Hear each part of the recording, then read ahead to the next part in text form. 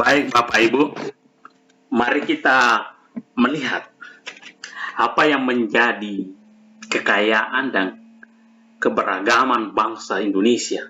Sekaligus ini menjadi sesuatu yang layak untuk kita syukuri. Saya tidak tahu adakah di antara Bapak Ibu yang sudah pernah bersujud syukur bahwa alhamdulillah, terima kasih ya Tuhan, terima kasih ya Allah, Engkau melahirkanku di Indonesia, Engkau menjadikanku sebagai bangsa Indonesia. Apa yang menjadi keistimewaan bangsa kita? Pertama, dari segi jumlah penduduk. Ini salah satu sumber menyebutkan bahwa jumlah penduduk Indonesia 267 juta jiwa. Ini 2019. Kalau masanya Rhoma Irama menyanyi itu masih berapa? 135 juta. Ini saya tidak tahu tahun berapa itu, ada mungkin tahun 80-an atau tahun 70-an. Nah, sekarang 2019, data tahun 2019, 267 juta.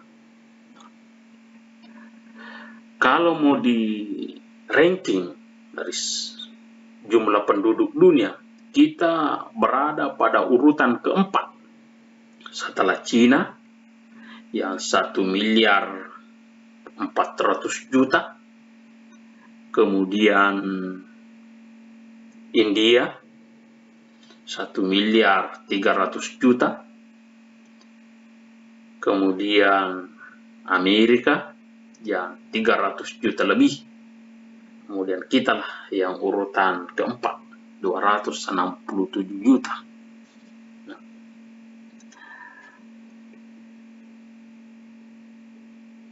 Keistimewaan berikutnya, ini kita ke suku bangsa. 1128 suku bangsa. Ini berbanding lurus dengan juga banyaknya bahasa daerah. Ini tidak terjadi di semua negara atau bangsa yang ada di dunia ini. Kita bisa berkata bahwa di Indonesia kita berjalan sekitar 80 km saja, kadang-kadang bahasanya sudah berbeda. Atau bahkan kita cuma menyeberang sungai atau mendaki gunung, kemudian kita turun, itu sudah berbeda lagi bahasanya. 200. Nah, pertanyaan berikutnya, saya sampaikan kepada Bapak Ibu, ini suku yang terbanyak di Indonesia ini apa ya? Suku apa? Wah, tentu Bapak Ibu sudah tahu semua bahwa yang paling banyak itu adalah Jawa. Yang kedua adalah Sunda. Ini kalau Jawa dengan Sunda ini digabung,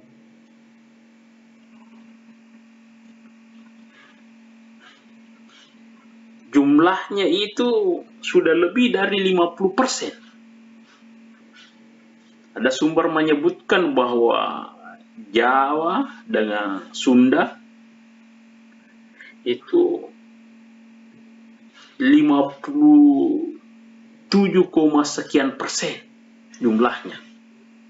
Nah, suku-suku lain itu sekitar 42,sekian%. Nah, ini juga perlu Bapak Ibu ketahui. Pertanyaan berikutnya, setelah tadi yang pertama nomor 1 adalah Jawa dari segi jumlah penduduk, yang kedua Sunda, kemudian yang ketiga ini siapa? Nah, saya pernah mendengar pidato dari almarhum Profesor B.J. Habibie. Wah, ternyata yang ketiga itu adalah Tiongkok, suku orang Cina yang ada di Indonesia. Tetapi tentu yang kita maksudkan ini orang Cina bukan yang datang ke Morowali, tidak ya. Memang sudah warga negara Indonesia yang sudah ratusan tahun tinggal di Indonesia. Kan di Indonesia ini ada Arab, ada Bugis, ada Jawa, ada Melayu dan seterusnya. Itu yang terbanyak ketiga adalah Cina. Meskipun jumlahnya tidak banyak, mungkin sekitar 4 atau 3%. Nah, kalau misalnya Bugis itu urutan ke-8, terbanyak ke-8. Nah, ini perlu kita ketahui bersama bahwa seperti itulah keadaan di negeri kita ini. Nah, suku bangsa. Nah, kemudian agama, ada 6 agama resmi. Ini juga menjadi sesuatu yang istimewa di negeri kita ini. Yang resmi itu ada 6. Itu sudah kita tahu bersama. Tetapi perlu juga kita ketahui bahwa selain yang 6 ini masih ada banyak aliran-aliran kepercayaan yang sesungguhnya juga mungkin bisa kita kategorikan juga sebagai agama. Cuma karena terlalu banyak dan penganutnya tidak banyak, sehingga dikategorikanlah sebagai aliran kepercayaan. Tapi ada yang menarik untuk kita menjadi renungan ini bagi kita. Ada yang berkata bahwa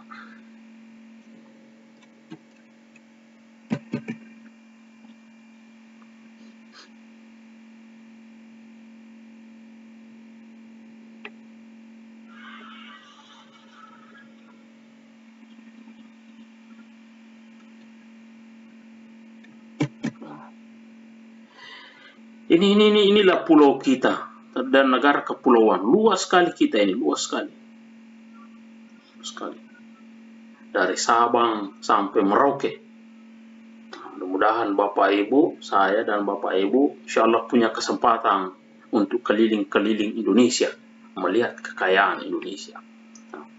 Baik, beragam budaya di setiap wilayah, di setiap suku, di setiap tempat punya budaya masing-masing. Adat istiadat, flora dan fauna. Ini adalah semua ini layak untuk kita syukuri.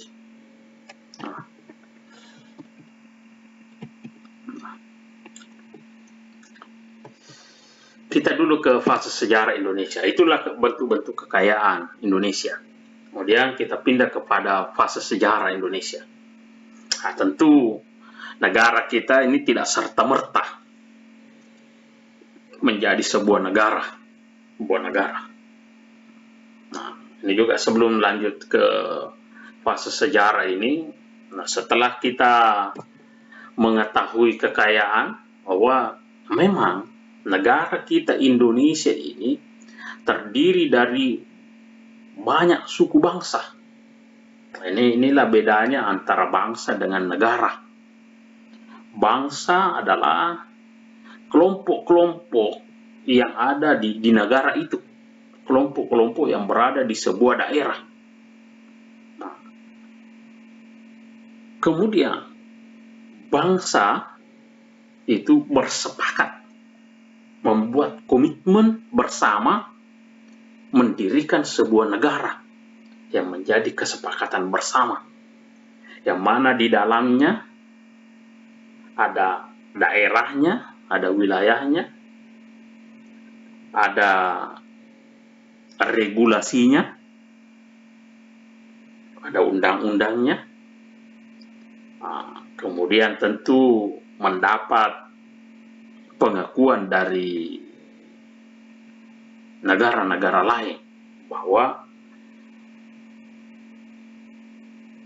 negara Anda sudah diakui sebagai sebuah negara. Karena tidak semua negara sama modelnya dengan Indonesia. Ada negara yang hanya satu bangsa di wilayah itu, kemudian mendirikan sebuah negara. Ada juga yang seperti Indonesia, yang terdiri dari berbagai suku bangsa, kemudian mendirikan sebuah negara. Nah, ada juga negara yang justru satu suku bangsa, tetapi mendirikan dua negara. Apa contohnya? Seperti Korea Selatan dan Korea Utara. Sesungguhnya dia satu suku, tetapi karena perbedaan entah apa, sehingga masing-masing mendirikan sebuah negara. Ada juga sebuah bangsa yang tidak ada negaranya.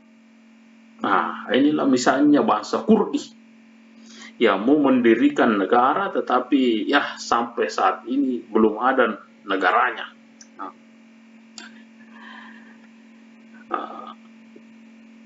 Ini.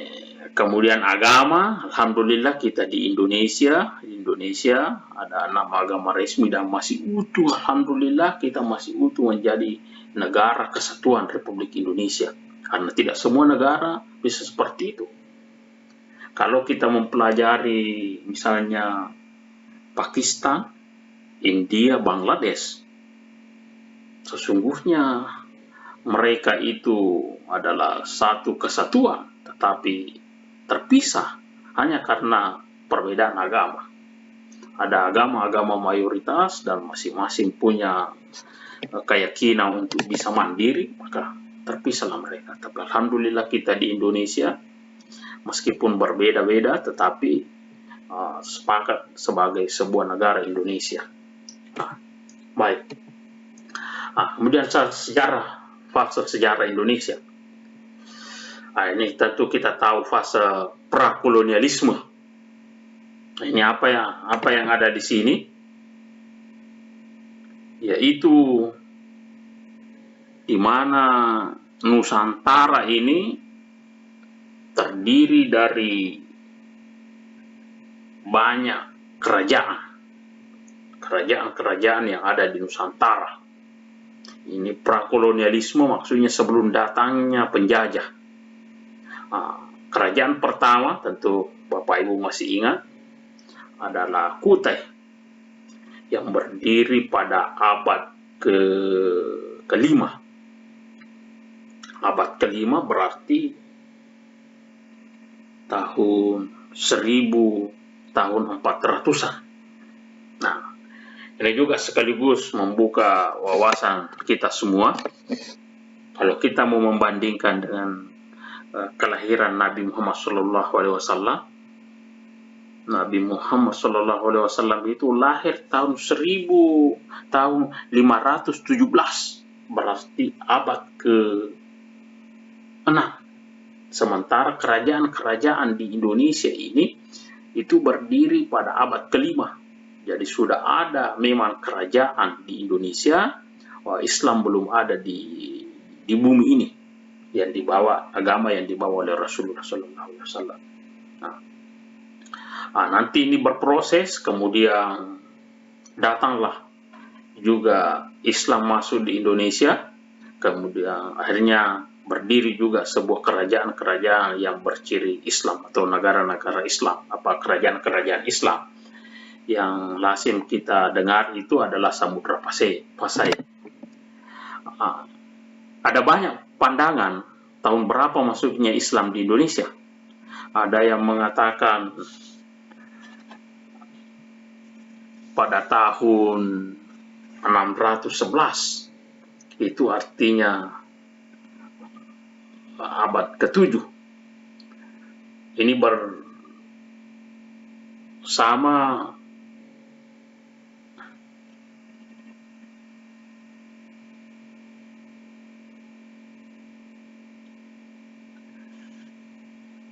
pada masa awal-awal datangnya awal-awal keislaman di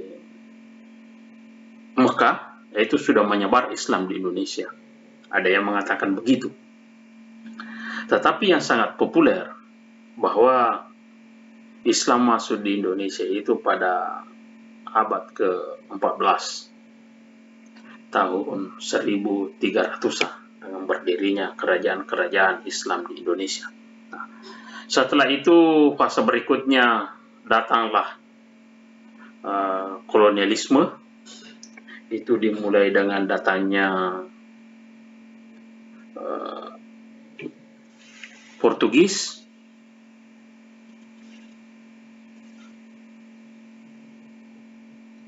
ini abad ke-15. Kemudian berturut-turut Spanyol, Inggris, Belanda, kemudian yang terakhir sekali adalah Jepang.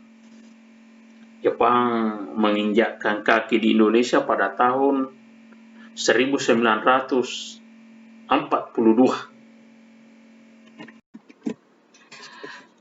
Demikian Bapak Ibu, insya Allah kita lanjutkan pada video berikutnya.